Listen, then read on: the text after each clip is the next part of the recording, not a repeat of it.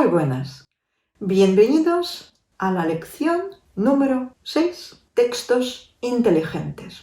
Y como sabemos que hay bastantes conceptos interesantes en los textos inteligentes, entendemos la necesidad de ir bastante despacio. Bien, pues os invito en nuestra hoja de ruta, dentro de lo que son los textos inteligentes. En la otra clase observamos qué son los textos y su tarea de lectura, la importancia de la pronunciación de las palabras, igual para que nos entiendan mejor, como para que nosotros podamos entender mejor. Luego hablamos también sobre los phrasal verbs, la facilidad con la que nosotros podemos utilizarlos. Y en esta lección hablaremos del vocabulario y la necesidad de ampliar el vocabulario. ¿Cuántos de vosotros habéis venido diciendo, siempre hablo con las mismas palabras, siempre traduzco en mi cabeza justo lo que pienso? ¿Qué envidia me da cuando alguien puede utilizar un vocabulario variable? Pues fantástico. Hoy justo trabajaremos en esto, en cómo crear una base fantástica de un vocabulario variable. ¿Cómo lo vamos a hacer? O mejor dicho, ¿qué es lo que vamos a descubrir en esta lección? Pues en primer lugar, he seleccionado unas frases populares que normalmente se utilizan con bastante facilidad en bastantes situaciones y simplemente creando un esqueleto con estas frases será bastante fácil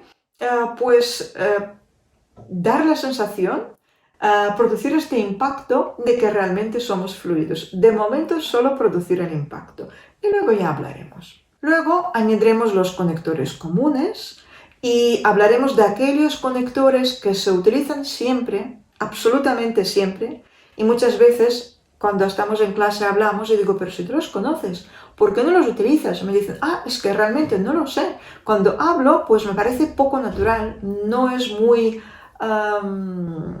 armónico poder meter estos conectores aquí. Trabajaremos en esto también. Y luego hablaremos sobre adverbios. Adverbios y su uso, porque no sé si os habéis dado cuenta, pero adverbios en inglés es un tema un poco aparte y sí se utilizan muchísimo, demasiado yo diría a veces. La frase de hoy. A ver, cuando les das a los estudiantes la oportunidad de adquirir un vocabulario sólido, les das la llave para abrir la puerta a la comprensión. Absolutamente. Porque si conocemos estas palabras, entendemos porque otros las utilizan también. Vamos pues a empezar con las frases populares. He seleccionado algunas. En el texto estas frases salen en lila para que vosotros podáis entender mejor dónde están, en qué parte de la oración se encuentran, por qué están allí. Ojo, hoy hablaremos exclusivamente del vocabulario. Pues ahí lo tenemos. Not that long ago es una frase típica para decir no hace mucho. A few days ago es una frase para decir hace poco, unos cuantos días. Pues estaría bien que empecemos a poner estas frases como un vocabulario cotidiano. Os enviaré un MP3, un archivo de voz, con estas frases para que las podáis ir escuchando e introducir de esta forma amable en vuestro día a día. Every other day es una frase que significa cada 2 días. En vez de decir every 2 days, pues suena mucho más armónico si nosotros decimos every other day. All the time significa todo el rato. Y para decir cada 2 por 3, utilizaríamos un juego de palabras que tal vez en oficina, en un meeting no lo haríamos, pero es como en vez de la famosa palabra con M, utilizamos miércoles, pues más o menos el mismo efecto, ¿no? All the freaking time, haciendo el hincapié en esta palabra, es como, ¿sí? ¿Me entendéis? Bien, day in, day out es una expresión que no se utiliza demasiado, pero tengo algunos participantes a los que encanta. Sí, puede ser, ¿por qué no? Significa absolutamente lo mismo que from time to time, que significa de vez en cuando. ¿Sí? Pues veis, son estas frases que sin darnos cuenta siempre están en nuestro vocabulario. Continuamos, tengo más. Vamos a hablar de una expresión fantástica, de la palabra really, cuando se junta con, da igual, verbos, adjetivos, cuando aparecen, a nosotros nos encanta decir very, o mejor dicho, very. Lo hemos aprendido y creemos que ahora sé hablar muy bien inglés, ¿no? Yo me acuerdo muchas veces cuando estaba esperando a los estudiantes, entraban algunos, como se dan las clases en empresa, y siempre decían, Ana, sorry, I'm late because I'm very busy. Aparte de que cuestionaría la construcción y gramática, pero sorry, y luego very busy, yo entiendo, deduzco que yo debería de entender que very tantas veces repetido significa muy ocupado. Pero es que el tema se da que en inglés no se hacen las repeticiones. A los angloparlantes les encanta este famoso español sí, o no, les encanta. Pero nadie dice yes, o no, así no se habla. Esto sería una traducción literal que confundiría a la persona con la que estamos hablando y también pues produciríamos un efecto de cierta gracia, ¿no? Entonces, ¿cómo puedo traducir yo este very? Pues simplemente usando la palabra really. Y como en la siguiente clase nos toca hablar un poquito de estas piedras gramaticales invisibles, really estará ahí. Por lo cual he pensado que la mejor forma para presentaros todas estas piedras es hacer un mapa mental por cada uno. Entonces, haré uno especial para really. Hoy no entramos para más, pero por favor tened en cuenta, cada vez que os apetece decir mucho, de verdad, pero te lo digo de verdad, pensad en really. ¿De acuerdo? La siguiente frase, go on a walk o let's go for a walk, que significa vamos a pasear. I don't like running, so I walk instead. Instead, al final de la frase, significa en su lugar.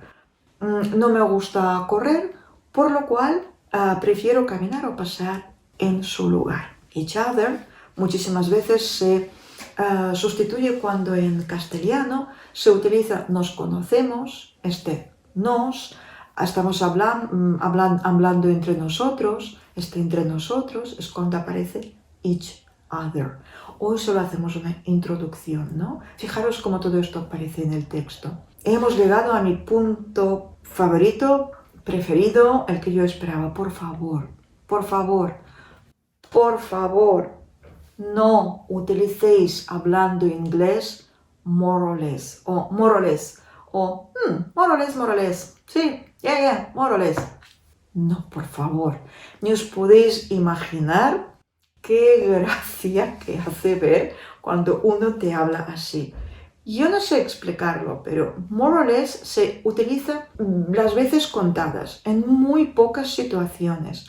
En vez de este more or less que os gusta tanto, más o menos, por favor, aprended las expresiones tipo at around, at about, que es aproximadamente, alrededor de, que suenan muchísimo mejor, son mucho más amables, mucho más friendly. For instance, en vez de for example, que las dos formas son correctas, lo único que for instance es un pelín más profesional, un poquito más nivel, ¿no?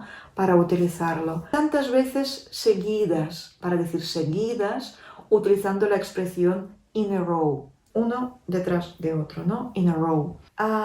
Everything is fine, todo está bien. Para decir todo va bien, depende. Si esto es en pasado, sí que utilizaríamos el verbo went.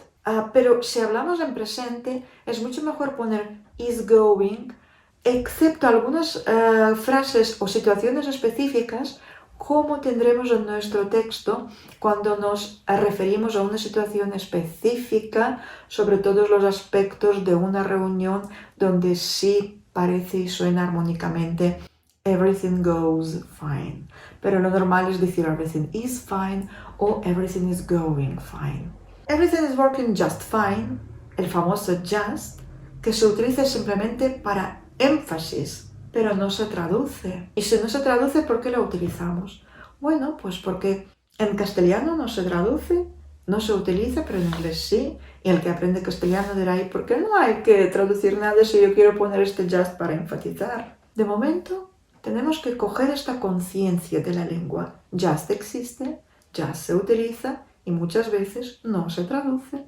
At least once a week, una buena expresión para decir al menos, como mínimo, una vez a la semana. Keep going, una fantástica frase para decir continúa. Continúa haciendo algo, ¿no? Por ejemplo, en clase he dado una explicación y luego cuando la persona para y yo quiero que vuelva a leer o hablar, digo, continúa por favor, keep going. Con going siempre detrás, ¿no? Keep going, continúa. En sí, cuando utilizamos keep plus ing termination, siempre nos referimos a continuar haciendo algo, ¿no? Continuar preguntando, como en el texto, por ejemplo, es constantemente hacer algo, ¿no? Constantemente. Y cuando, por ejemplo, alguien pues está al inicio de algo y yo quiero decir, bueno, vamos a leer este texto, empieza. Cuando quiero decir este empiece, yo utilizaría go ahead. Entonces, cuando empezamos algo, go ahead. Pero en cambio, cuando yo quiero decir simplemente continúa, utilizaré keep going. Continúa. Los conectores comunes, hay muchísimos. En este texto he intentado poner todos aquellos que se utilizan cada 2x3. Then. Then es fantástico y muchas veces también se utiliza para valores enfáticos, ¿no? La repetición de una acción o simplemente para ofrecer un ambiente más desenfadado, más casual. Y en este caso siempre se pondría detrás del sujeto, pero delante del verbo, ¿no? I then met up with my friend. Los pondríamos justo detrás del sujeto. Since, hey, gente, es since, not since. No, es since, ¿vale? Por favor. Y también tiene el significado de ya que. No solo desde, sino ya que. Y se utiliza muchísimo con este significado. Ahora vamos a hablar un poquito sobre hence and because of. Hence por alguna razón no os gusta. Y se utiliza mucho. Significa por lo que, ta, ta, ta, por lo que, ta, ta, ta. Y para no repetir siempre este because of, vamos a utilizar hence también de una forma armónica y natural. A veces también con este significado aparece so, por lo que, pero nunca estaría al inicio de la frase.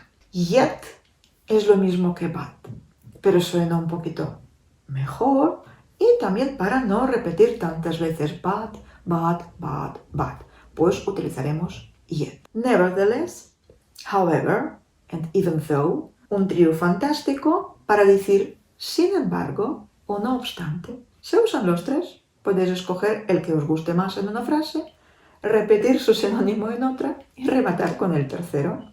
Hay que saberlos todos. Due to the fact es también una frase fantástica para decir debido al hecho que se utilizó un montón. Y moreover, para cambiar un poquito y no siempre repetir in addition, ¿no? Además, aquí los tenemos.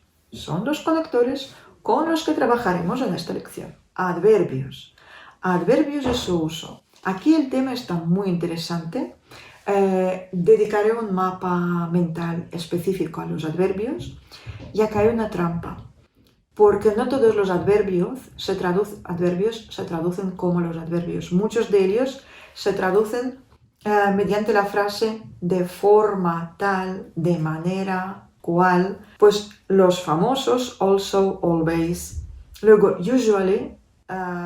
Sí es lo mismo que normally. Que normally a veces se utiliza en los textos y lo he puesto para que podáis ver que no lo discrimino, no excluyo, pero no es una palabra habitual con la que habla la gente. Normalmente se utilizan las palabras como usually. Yo he puesto ahora especialmente normalmente, porque en castellano es un adverbio habitual, en inglés no. Sí existe, sí a veces suena, pero no es nada habitual. Por lo cual intentaremos pasar a los comunes para la lengua inglesa. Mainly, aprenderemos como principalmente. En algunos casos incluso podría ser sobre todo, pero su significado primordial es principalmente. Frequently, ya lo sabemos. Significantly, lo sabemos. Exponentially, de la manera exponencial, de la forma exponencial. Eso es todo lo que yo decía.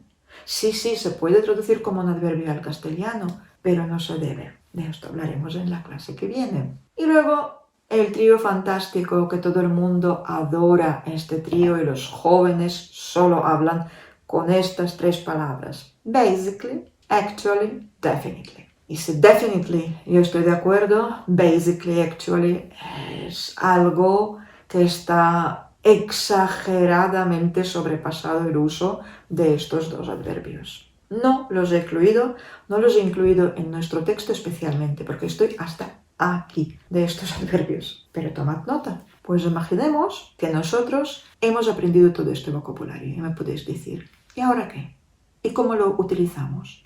Lo hemos introducido, ya sé qué significan las palabras, pero ¿cómo me acuerdo para utilizarlo constantemente? ¿Cómo lo puedo incluir en mi vocabulario? Ahí está la respuesta. Hay diferentes técnicas, ¿no? Antes de hablar de estas técnicas, vamos a ver cómo ha quedado el texto. Mirad, y todas las frases que están aquí están en lila. Claro, de momento solo se ven y se destacan las frases, pero tenemos que recordar que tenemos palabras en azul y tener en cuenta la pronunciación, ¿sí? Una parte. Luego tenemos que recordar de los phrasal verbs, ¿no? Que están en verde en otros textos que también están aquí. Luego tenemos que recordar sobre el vocabulario nuevo que está en lila. La clase que viene añadiremos los fenómenos gramaticales a tener en cuenta para poder construir las frases como lo hacen los nativos. Y tenemos un magnífico texto tutti colori, ¿no? ¿Cómo puedo meter yo este texto en mi cabeza? Tranquilos, se puede hacer. Mirad, la pronunciación de las palabras es imprescindible ir leyendo este texto, aunque sean párrafos pequeñitos, pero cada día en voz alta. Por mucho que os parezca esto una tontería, cada día un trocito en voz alta. Luego, lo que se refiere a los phrasal verbs, por favor, entramos en el grupo de Facebook y escribimos esta frase que toca cada día y leemos lo que escriban los compañeros. Solo por escribir esta frase y solo por leer lo que escriben los demás, pues ya nos irá quedando cada vez más y más este phrasal verb en nuestra cabeza. Y da igual si escribimos con los errores, no importa, a la acción masiva imperfecta, tanto da de que haya errores o no. Y os agradezco enormemente cuando enviáis trocitos de canciones o de poemas con los phrasal verbs. Realmente me encanta para que podamos verlo, pero me falta un pequeño pasito detrás. Quiero esta canción o este poema o la frase de un famoso, da igual que la quiero, pero abajo quiero vuestra propia frase con este phrasal verbs. Por lo cual, escribid tal y como os viene a la mente. Y yo luego, de una forma muy cariñosa, lo corregiré. Siempre diré genial, porque uno que se atreve a escribir ya ha hecho un gran paso adelante. Y luego, por favor, simplemente, si os corrijo, leed cómo debería de sonar esta frase. Punto, ya está. Parecerá mentira, pero para nuestro cerebro ya es mucho. Ya lo hemos alimentado, ya hemos procreado una pequeñita parte de inmersión, donde estamos hablando y lo decimos así, pero luego me corrigen, esto es así. Fantástico, es lo que necesitamos. Ahora nos vienen las palabras nuevas. ¿Y cómo podemos aprender estas palabras nuevas? Pues vamos a ver. Hay 3 métodos diferentes. Pues el primero que mencionaré es el método de Facebook, que lo acabo de decir ahora mismo. Decidid pues qué frase os gustaría utilizar hoy. O incluso creo que a partir del viernes iré yo ofreciendo algunas frases junto con phrasal verbs. Tendremos que mezclar el phrasal verb del día, del turno y la frase que yo escoja. Y simplemente ir escribiendo, vale, con esta frase puedo hacer esto. Da igual si es verdad o mentira. Lo que importa es darle una forma. Y si es una forma equivocada, luego leeréis como tiene que ser. Ahora, lo que sí que estaría bien, una vez leáis la frase corregida, crear una idéntica, ¿vale? Y escribirla abajo, y esta vez que esté bien. Esto sería magnífico, porque así podríamos sellar el aprendizaje. Otra opción es método de una frase por día, es muy válido. Tenemos que hacer una programación semanal como mínimo y decidir qué frase yo utilizaré durante este día. Y pues esta frase la tenemos que apuntar y ponerla en post-it, por ejemplo, en cualquier sitio. En la mesita de noche, en la nevera, en la entrada en el lavabo, en el espejo. Y cada vez que nos levantamos y queremos hacer algo, vemos esta frase. Pues por ejemplo, si es cada 2 por 3, ¿no? Nos toca aprender hoy. Pues yo abro ordenador y digo, cada 2 por 3 tengo que responder a los emails, ¿no? Voy a coger algo de la nevera y veo el post-it en la nevera y simplemente digo, cada 2 por 3 entro en la cocina. Luego voy al espejo y digo, cada 2 por 3 pienso que debería de ir al peluquero, ¿no? Frases simples, tontas, pero tenemos que ponerlas. Es el siguiente método y es muy bueno también. Y las frases tienen que ser sencillas porque simplemente tenemos que introducirlas en nuestra mente, ¿no? Ahora, lo que sería magnífico es luego, después de trabajar esta frase, entrar en Facebook y escribir.